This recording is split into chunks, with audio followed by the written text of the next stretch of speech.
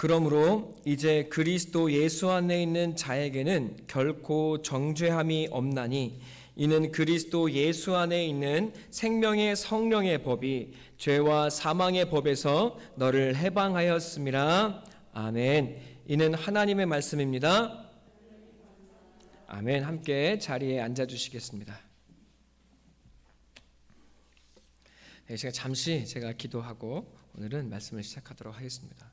하나님, 오늘 우리에게 말씀을 허락하시고 인간의 연약한 말 속에 하늘의 진리와 하나님의 생명의 말씀이 담겨 있게 하여 주셔서 하나님, 말씀을 사모하는 이들에게 일용할 양식이 되게 하시고 하나님, 말씀을 듣는 자와 전하는 자 모두가 하나님의 말씀 앞에 무릎 꿇고 그 말씀 앞에 서서 하나님의 길로 인도함을 받는 아름답고 귀한 시간 될 수 있도록 주여 축복하여 주시고 이 시간 오직 우리가 하나님 여호와만을 바라보는 시간 되게 하여 주시옵소서. 감사드리며 거룩하신 우리 주 예수님의 이름으로 기도합니다. 아멘. 이 시간 예배 오신 여러분을 환영합니다. 우리 앞뒤 좌우 양옆에 계신 분과 함께 반가운 인사 한번 나누실까요? 잘 오셨습니다. 반갑습니다. 네, 감사합니다. 오늘은 열왕기상 12장 13장에 있는 말씀을 함께 살펴보고 오늘 로마서의 본문의 말씀으로 넘어가는 시간을 한번 갖도록 하겠습니다. 여로보암 때 있는 일입니다. 열왕기상 12장을 함께 보실까요? 말씀을 잘 따라봐 주시길 부탁드립니다.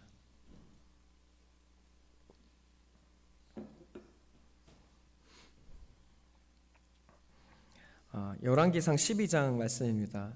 저랑 성경 공부를 하신 분들은 이미 많이 알고 계실 테지만 이 말씀을 우리가 함께 오늘의 상황에 비추어서 살펴보는 시간을 갖겠습니다.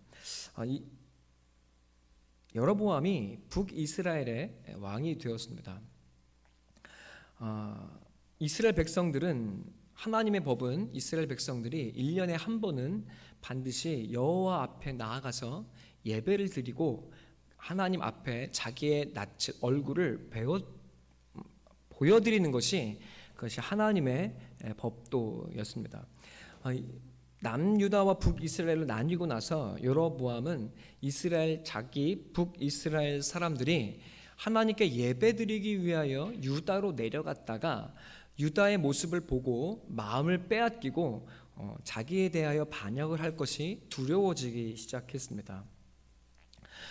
그래서 27절에 이렇게 이야기합니다. 이 백성의 마음이 유다된 왕된 그들의 주 여로보암에게로 돌아가서 나를 죽이고 유다의 왕 르호보암에게로 돌아가리로다 하고 여로보암은 계획을 세웁니다. 28절에 금송아지를 베델과 단에 두게 되죠.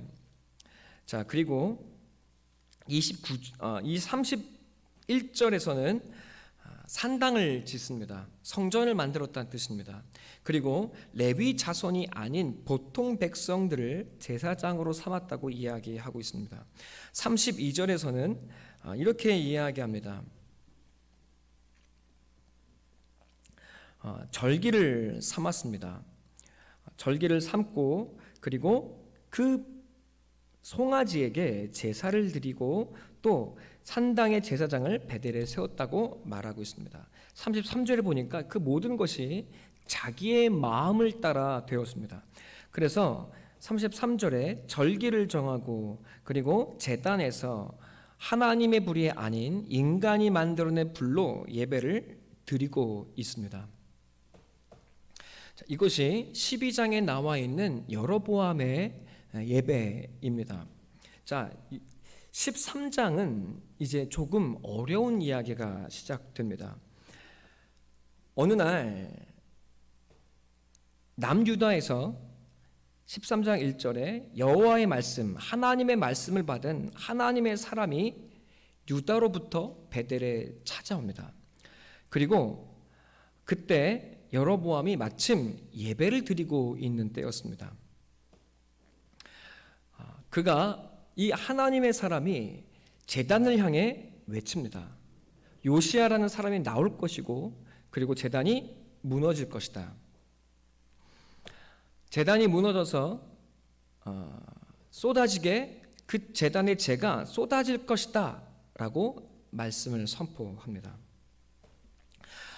예배를 방해한 여로보암의 예배를 방해하자 여로보암이 화가 나고 그를 향하여 저를 사람을 잡아라 하고 4절에 소리치자 그 손이 마르게 되었다고 이야기하죠. 자, 그리고 5절에서는 정말 말씀대로 제단이 무너졌다고 이야기합니다. 7절에 이것이 하나님의 심판인 것을 깨닫고 여로보암은 이 하나님의 사람에게 자기를 고쳐줄 것과 자기와 함께 식사를 할 것을 부탁합니다. 네, 이 사람의 손이 상하게 되자 여로보암의 손이 상하게 되자 여로보암은 이 하나님의 사람을 대접하려고 하죠. 그때 이 하나님의 사람이 8절에 이렇게 이야기합니다. 왕께서 왕의 집 절반을 내게 준다 해도 나는 왕과 함께 들어가지 아니하고 이곳에서는 떡도 먹지 아니하고 물도 마시지 않을 겁니다. 그리고 왔던 길로도 되돌아가지 말라고 하나님이 말씀하셨습니다. 하고 오던 길이 아닌 새로운 길로 이 하나님의 사람은 되돌아갑니다. 여기까지는 이해할 만합니다. 그러나 다음 구절부터가 우리를 혼동스럽게 하죠. 이해하기 어려운 일이 벌어집니다. 11절에 보면 베델에 한 늙은 선지자와 아들이 살고 있습니다. 이 아들이 베델에서 일어났던 일에 대하여 상세히 듣고 그 사람을 추적하다가 이 사람에게 이 아버지에게 돌아왔습니다. 그리고 그 자초지정을 자세하게 전합니다. 그러자 이 하나님의 이 늙은 선지자가 아들에게 네가 그곳을 알고 있으니 나를 안내해라. 내가 그와 함께 이야기를 해보아야겠다고 이야기하고 찾아갑니다. 그리고 그를 뒤따라가서 이렇게 이야기하죠. 나랑 밥 한번 먹읍시다. 네. 그때 18절에 천사가 그가 이렇게 이야기합니다. 나도 그대와 같은 선지자라. 천사가 여호와의 말씀으로 이르기를 내 집으로 데리고 들어가서 그를 먹이고 그를 마시워라라고 하나님이 나에게 이야기했다고 전해주죠. 이 이야기를 듣고 이 하나님의 사람이 이 사람과 함께 늙은 선지자와 함께 이 사람의 늙은 선지자의 집에 가서 함께 밥을 먹고 물을 마십니다. 그러자 벌떡 이 늙은 선지자가 일어나서는 너 이제 죽을 거야 라고 이야기하죠. 자, 그리고 담담하게 이 하나님의 사람은 짐을 싸서 되돌아갑니다. 그리고 가는 길에 사자를 만나서 죽임을 당합니다. 신기하게도 이 사자가 이 사람을 먹지 않고 그 곁에 가만히 서 있죠. 이 이야기를 늙은 선지자가 또다시 듣습니다. 그리고 이 사람을 찾아와서 대성통곡을 하기 시작합니다. 그리고 이렇게 이야기합니다. 29절에 그가 슬피 울며 장사하되 오호라 형제여 하며 그를 위하여 슬피 우니라. 그리고 아들들에게 말하여 이르기를 내가 죽거든 이 하나님의 사람 옆에 나의 뼈를 함께 두어라 라고 이야기를 합니다. 여러분, 이것이 굉장히 이해하기 어려운 상황입니다. 누가 죽인 것입니까?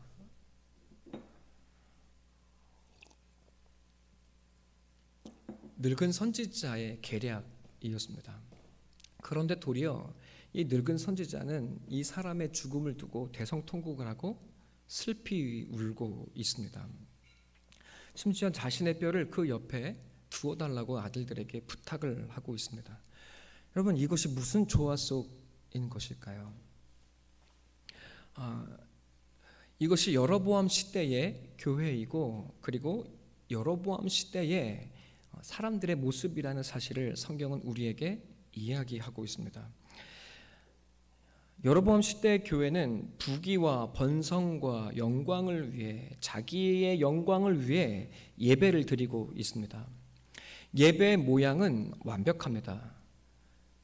예배 초소가 있고, 그리고 절기가 있고, 그리고 목사가 있습니다. 헌신도 있고, 찬양도 있고, 그리고 뜨거움도 있습니다. 그러나 모두 자기의 마음대로 된 것입니다. 하나님의 말씀이 없습니다. 그 무엇 하나 하나님의 말씀대로 되어진 것이 없습니다. 말씀에 순종하여 이루어진 것이 단 하나도 없습니다. 예배의 모양은 완벽합니다. 그러나 정작 말씀이신 하나님의 말씀은 없습니다. 하나님께서 어떻게 하셔야 하겠습니까? 하나님의 사람을 유다에서 부르셔서 저 북이스라엘로 파송하십니다. 그리고 그 거짓된 성전이 다 무너질 것이라고 제발 전해달라고 이야기합니다. 여러분, 그러나 이 하나님의 사람이 이 말을 듣고 누구에게 하나님의 말씀을 선포하고 있습니까? 제단에게 말합니다. 제단을 향하여 무너질 것이라고 선포합니다. 무슨 뜻입니까? 하나님의 말씀을 듣는 사람이 아무도 없다는 뜻입니다. 예배 모양은 완벽한데 하나님의 말씀을 듣는 사람이 아무도 없으니 하나님의 사람은 사람들에게 말하지 아니하고 저 말하지 못하는 사람이 만들어낸 제단에 이야기하고 있을 뿐입니다. 그러나 어떻게 됩니까? 사물인 제단은 하나님의 말씀을 듣고 순종하여 스스로 무너져 내렸습니다. 이 사건은 너무나 가슴 아픈 사건입니다. 그리고 이 예배, 이 모습은 또한 오늘날 대한민국과 이 땅의 교회의 모습입니다. 코로나 시대 우리 기독교가 바로 이렇습니다. 오늘날 이 땅의 교회와 예배는 여로보암의 교회를 닮아 있습니다. 예배 모양은 완벽하고 세계에서 가장 큰 교회가 각 교단별로 이 땅 우리나라에 존재하고 있습니다. 가장 큰 감리교회, 가장 큰 장로교회, 가장 큰 성공회, 가장 큰 성결교회가 대한민국에 존재하고 있습니다. 그러나 수많은 예배가 있고 수많은 목사가 있고 수많은 뜨거움들이 이 땅의 예배 자리에 있습니다. 그러나 하나님의 말씀은 없습니다. 코로나 시대를 맞아 여러분, 이 땅의 교회의 예배가 문을 닫고 그리고 교회가 폐하여지고 수많은 사람들이 교회를 떠나는 시대를 우리는 맞고 있습니다. 말씀 없는 예배, 말씀대로 되어지지 않은 예배, 그리고 말씀에 순종함이 없는 우리, 이 모든 것들로 말미암아 이 땅의 예배는 무너져야 합니다. 그러나 사람들은 죄악의 예배를 더욱더 쌓아 올리고 있습니다. 정작 이 땅의 교회들은 하나님의 말씀을 쫓아 무너지고 있는 시대를 살아가고 있는 것 같습니다. 여러분, 오늘날 우리는 교회의 문제가 무엇인지, 그리고 이 땅의 교회가 정말 문 닫고 문제가 많다는 사실을 우리 모두가 너무 잘 알고 있습니다. 그래서 우리 모두가 이 땅의 기독교가 문제가 많고 교회가 무너지고 쓰러져야 한다고 이야기하는 것은 쉽고 또 그렇게 말하는 사람들이 많습니다. 13장은 그에 연하여서 우리에게 더 한 이야기를 보여주고 있는 것입니다. 베델에 한 늙은 선지자가 살고 있었습니다. 이 사람은 선지자입니다. 한때 하나님의 말씀을 받았던 사람이라는 말입니다. 그런데 이 사람이 여로보암의 제단이 무너진 일이 진짜 하나님으로부터 말미암은 일인지를 알고 싶습니다. 하나님의 사람이 진짜 하나님으로부터 온 사람인지 아니면 그저 자기의 정의로움으로 소리 한번 지르고 간 사람인지를 이 늙은 선지자는 알아보고 싶습니다. 그래서 이 사람을 찾아가고 그를 시험하고 있는 겁니다.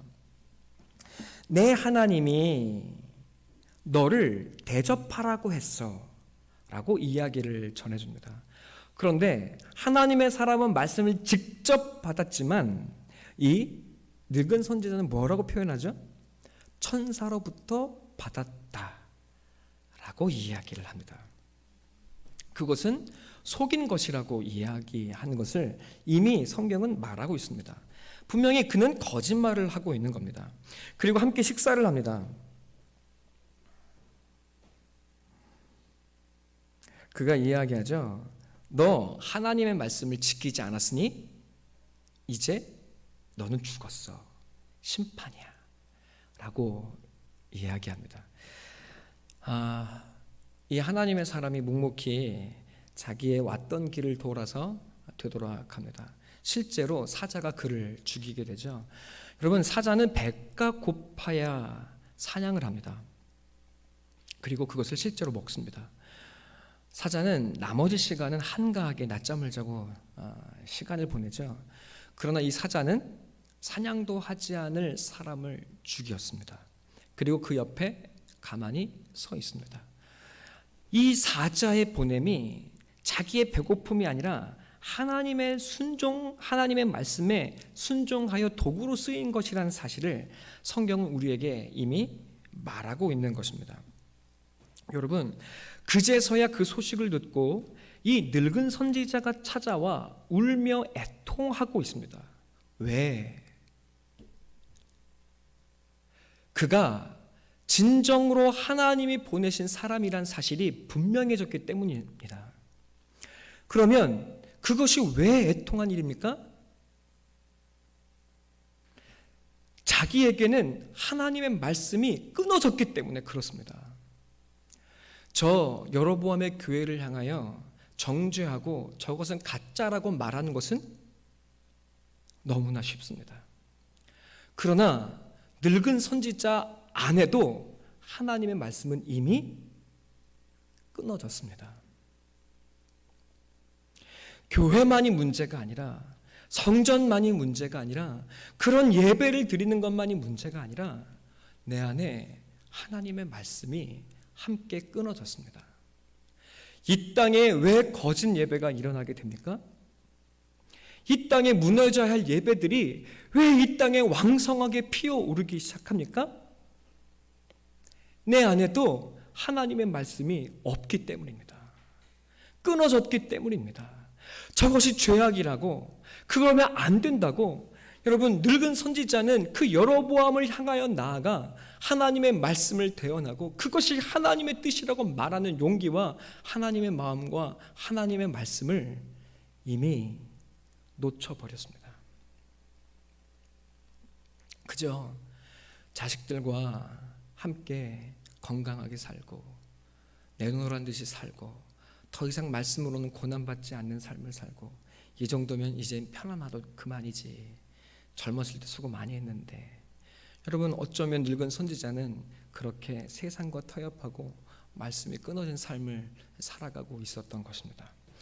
여러분, 하나님의 말씀이 내가 아닌 저 젊은 사람, 하나님의 사람에게 부어지고, 하나님이 이 땅의 선지자들이 아닌 저 유다의 사람들을 통해 이 땅을 경고하신다는 사실을 그가 비로소 체험하고 그가 하나님 앞에 애통이 울고 있는 것입니다. 그가 비록 나에게 속아 죽음을 맞았을지라도 차라리 나의 이 못난 시체만이라도 그의 뼈에, 그의 말씀의 순종함에 닿았던 그 뼈에라도 닿아서 하나님의 부활의 날에 나도 한번 다시 살아날 수 있다면 얼마나 좋을까. 여러분, 이것이 늙은 선지자의 외침이요, 절규요, 푸르짖음이란 사실을 우리는 이 말씀을 통해 보게 됩니다.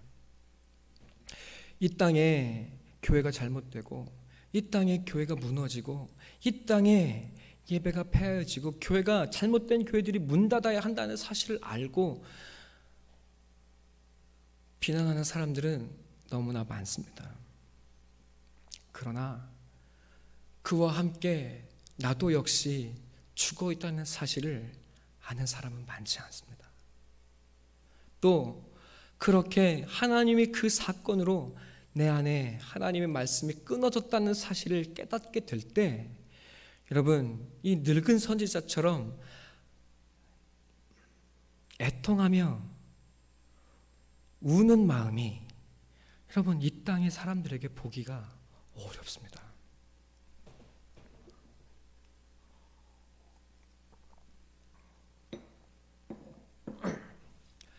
교회 예배가, 이 땅의 예배가 폐하여지는 것, 그것은 여로보암의 잘못이 아니라 바로 하나님의 말씀을 잃어버린 우리 선지자 예수 그리스도의 영을 받은 우리의 잘못이라고 성경은 이야기하고 있는 겁니다.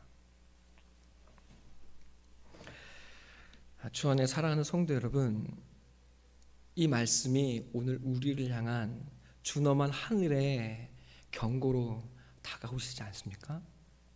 그래서 우리가 저 늙은 선지자처럼 함께 울고 애통할 수만 있다면, 여러분, 어쩌면 우리는 에스겔서에 나와 있는 것처럼 우리의 마른 뼈가 하나님의 말씀으로 다시 한번 새롭게 일어서게 되는 놀라운 축복과 부흥의 역사를 다시 한번 맞게 되어지지 않겠습니까? 우리 모두 믿는다고 말합니다. 그리고 우리 로마서 7장 25절의 말씀처럼 누스, 우리의 정신으로는 하나님의 말씀을 이미 너무나 잘 이해하고 알고 있습니다. 그러나 우리의 속사람, 우리의 육으로는 우리는 죄와 사망의 법에 붙들려 있습니다. 이것이 바로 우리의 실존이고 우리의 모습입니다. 이 땅에 그 죄악을, 나의 그 공허함을 숨기기 위해 사람들은 말씀 없는 예배를 더 열심히, 더 열정적으로 드립니다. 공허를 감추기 위해서 더 큰 소리로 기도하고, 자기 안에 있는 혼돈을 감추기 위해서 더 열심히 교회 생활을 하고 율법을 지키려고 노력합니다. 그리고 자기 안에 있는 그 죽음을 덮기 위해서 말씀 없는 종교의 생활을 더 열심히 쌓아올리고 강요합니다. 아이고, 우리 찬혁이가 다 컸어요. 여러분, 우리 오랜만에 찬혁이가 왔습니다. 우리 박수로 환영해 주시면 감사하겠습니다. 네. 너무 귀엽죠, 여러분? 너무 사랑스럽습니다. 네. 말씀 없는 종교의 생활을 이 땅의 수많은 사람들이 쌓아 올립니다. 여로보암의 교회와 늙은 선지자는 살아있는 것처럼 보이지만 하나님이 보시기에는 죽어 있습니다. 왜? 말씀이 끊어졌기 때문입니다. 겉모양은 있지만 하나님의 말씀이 없기에 하나님은 그들을 떠나 있고 그들은 하나님을 벗어나 있는 것입니다. 말로는 하나님을 믿고 하나님을 예배하지만 그들이 예배하는 것은 사실은 하나님이 아니라 자기의 욕망일 뿐입니다. 그것이 바로 금송아지로 나타나 있습니다.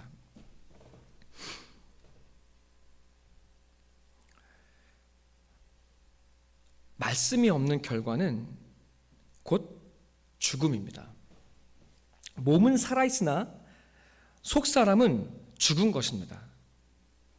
성경에 죽음은 여러 가지 단어가 있죠. 죽은 몸이라는 죽은이라는 뜻은 네크로스이고, 형용사로는 네크로스이고, 우리의 몸이 죽었을 때는 텔류테라고 이야기합니다. 그러나 우리의 영이 죽음을 맞았을 때는 그 죽음을 타나토스라고 이야기합니다. 이해되시죠? 살아있는 것도 마찬가지입니다. 우리의 몸이 살아있는 것을 비오스라고 이야기합니다.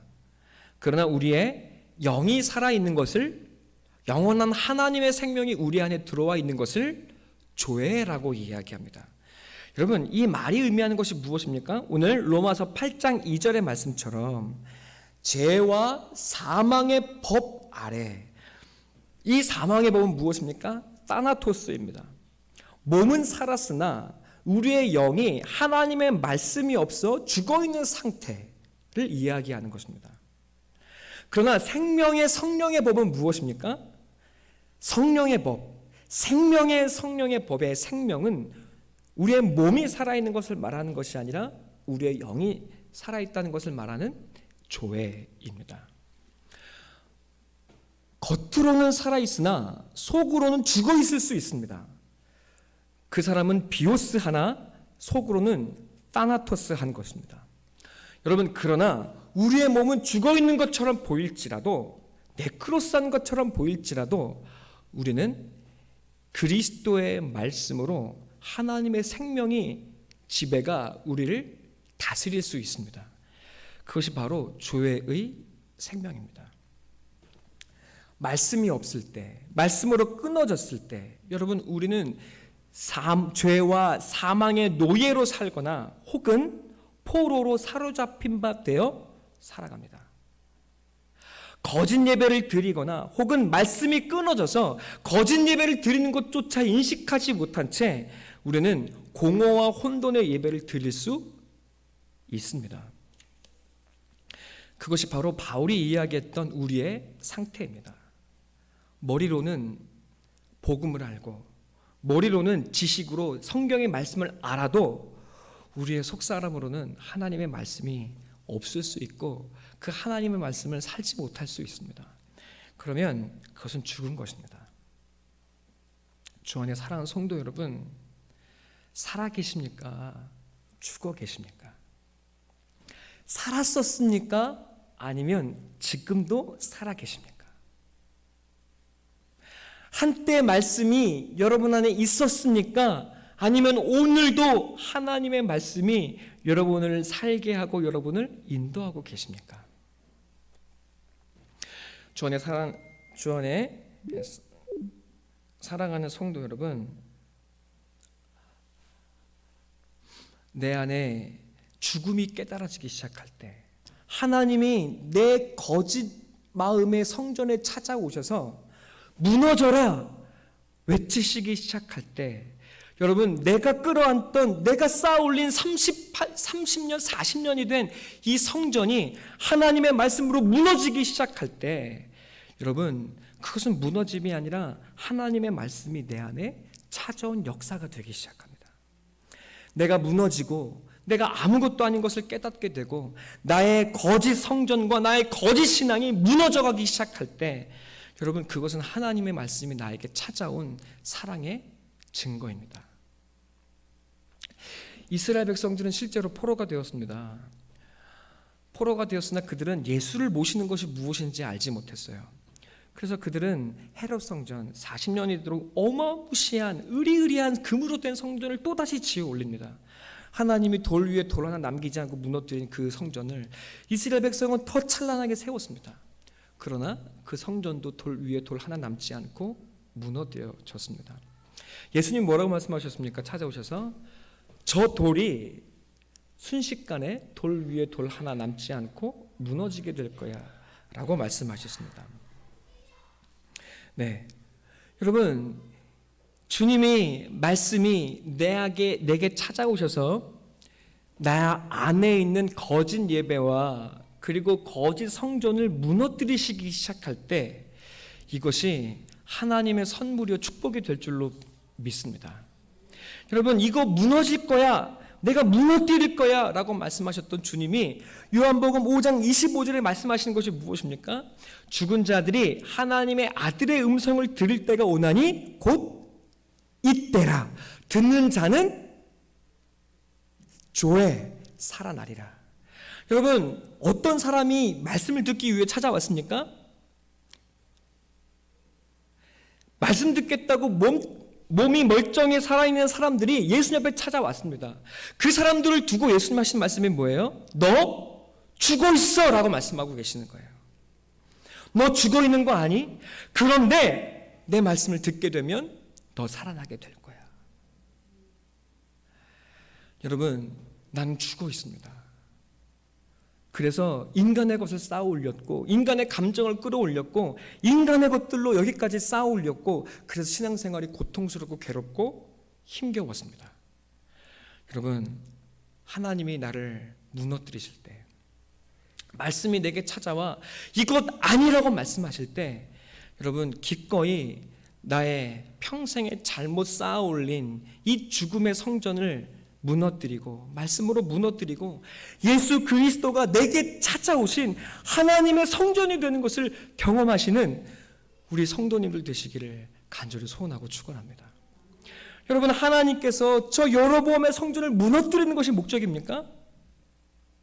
아닙니다. 하나님은 새롭게 쌓아주시는 것이 목적입니다. 우리를 무너뜨리고 우리를 죽이는 것이 하나님의 목적이십니까? 그렇지 않습니다. 하나님 우리를 하나님의 백성으로 새롭게 하나님의 조회를 가진 사람으로 우리를 새롭게 살리시고 싶은 겁니다. 여러분, 언제 우리가 이렇게 살 수 있습니까? 거짓 성전 무너지고 거짓 말씀 끊어진 그 삶을 끊어내고 여러분 우리가 어떻게 하나님 앞에 살 수 있습니까? 예수님은 우리의 삶의 말씀으로 찾아오십니다. 그리고 우리의 거짓을 무너뜨리십니다.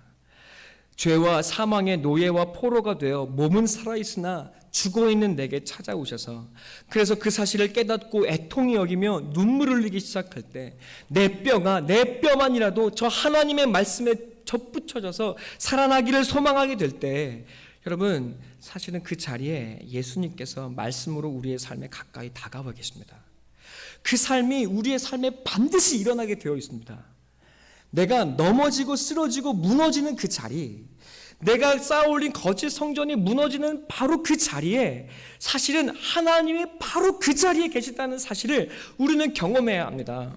여러분의 삶이 고달프고 무너지고 여러분의 자아가 산산이 조각나게 될 때 여러분 그것을 붙들고 애통히 여기지 마시고 그 자리에서 여러분을 새롭게 쌓아 올려주시는 하늘의 생명을 부어주시는 예수님을 그 자리에서 만나시고 그를 경험하는 그 사건이 여러분에게 있게 되기를 간절히 소망하고 기도합니다.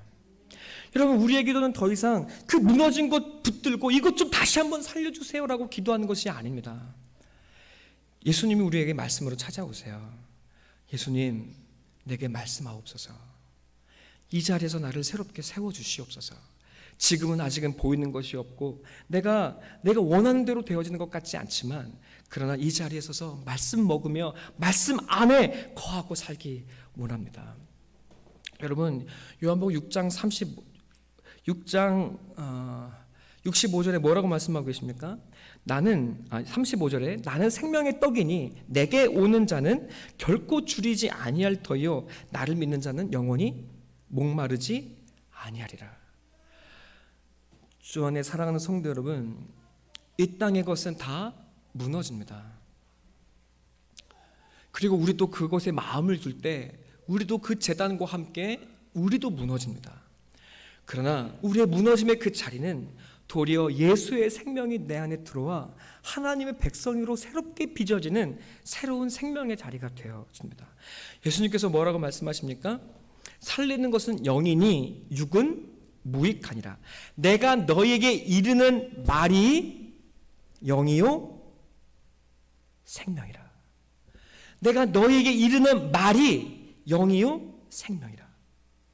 말씀이 내 안에 들어와 내 삶을 변화시키고 그 말씀에 순종할 때 나를 새롭게 살리시고 빚어가시는 역사를 경험하는 여러분이 되기를 간절히 소망하고 축원합니다.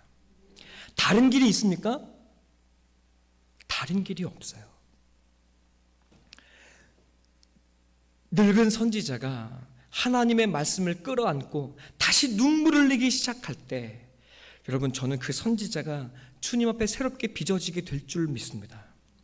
그 눈물 흘리는 그 눈물을 통해서 다시금 그 나라와 민족을 위해 여러분 저 죄악의 성전을 향해 이것이 잘못됐다고 선포하는 믿음의 사람들이 이 땅에 세워지기 시작할 때 그리고 여러분 하나님의 말씀이 내 안에 거하는 사람들이 이 땅 곳곳에 일어나 그 눈물을 흘리기 시작할 때 여러분 이 땅에 문 닫는 교회는 새롭게 그 사람들로 말미암아 살아나게 될 줄로 믿습니다.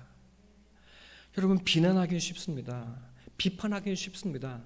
그러나 말씀으로 살기는 그 진리의 길을 걸어가는 것은 아무나 할 수 있는 일은 아닙니다. 하나님은 여러분을 그 사람으로 부르고 계십니다.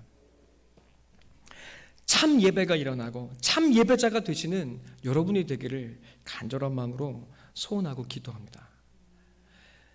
말씀을 떠나 있을 때, 그리고 말씀이 내 안에 없을 때 우리는 사망의 법에 지배를 받습니다. 우리는 모양으로는 살아있는 것처럼 보일지라도 우리는 살아있는 것이 아니라 죽어있는 것입니다. 여러분, 아무리 예배를 드려도 공허합니다. 아무리 열심히 신앙생활하고 아무리 열심히 봉사해도 그 혼돈은, 그 삶의 무질서는 바뀌어지지를 않습니다.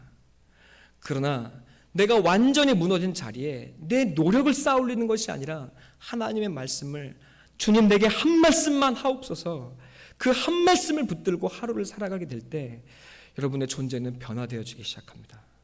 그 말씀이 여러분의 생명이 되고 여러분을 살리는 하늘의 생명이 되어지고 하늘의 성전이 되어져 가고, 그 말씀 안에 우리의 예배는 참된 예배가 되어져 가기 시작합니다.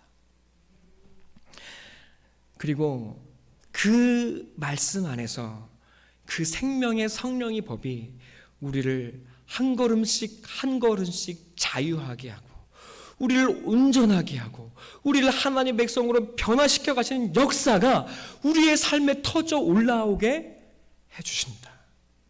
이것이 성도의 길이고 성도의 삶입니다. 열심히 기도한다고 됩니까? 안 됩니다.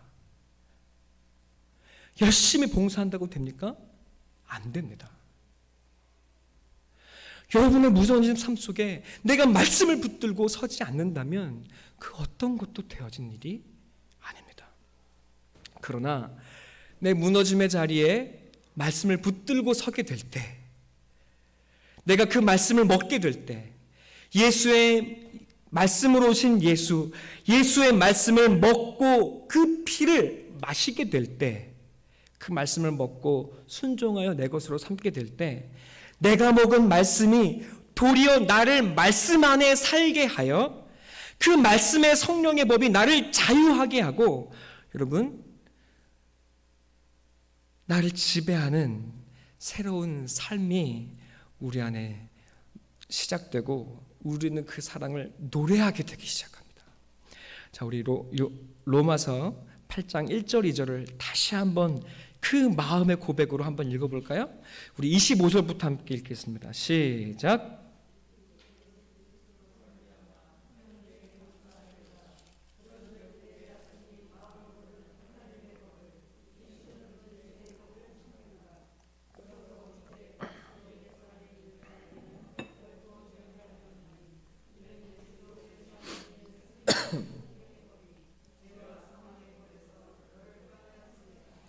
아멘. 생명의 성령의 법이 어디 안에 있습니까? 예수 안에 있습니다. 예수의 말씀과 예수의 생명을 내가 먹게 될 때, 여러분 지난주 말씀드렸죠? 어제 먹은 말씀은 어제로 사는 거지 오늘 말씀이 아닙니다. 오늘 내게 주신 말씀을 따라 그 말씀에 순종하고 내게 이 비루하고 비천하고 무너진 내 삶에 찾아오셔서 나를 한 걸음을 살게 하시는 그 말씀 붙들고 그 말씀에 순종해 나아가게 될 때, 여러분 그 생명의 성령의 법 안에 내가 들어가 있고 그 생명의 성령의 법이 나를 지배하여 우리의 얽매이고 욕망으로, 여러분 거짓됨으로 점철된 욕망을 섬기는 우리의 삶을 자유롭게 하고 진리의 사람으로 변화시키시는 역사가 우리의 삶에 충만하게 될 것입니다.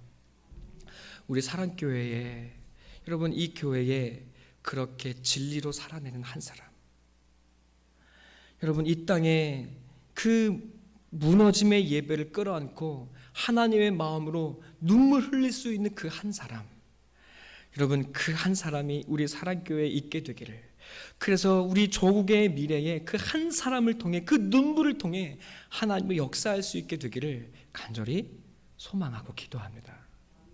함께 기도하겠습니다. 하나님, 오늘 우리에게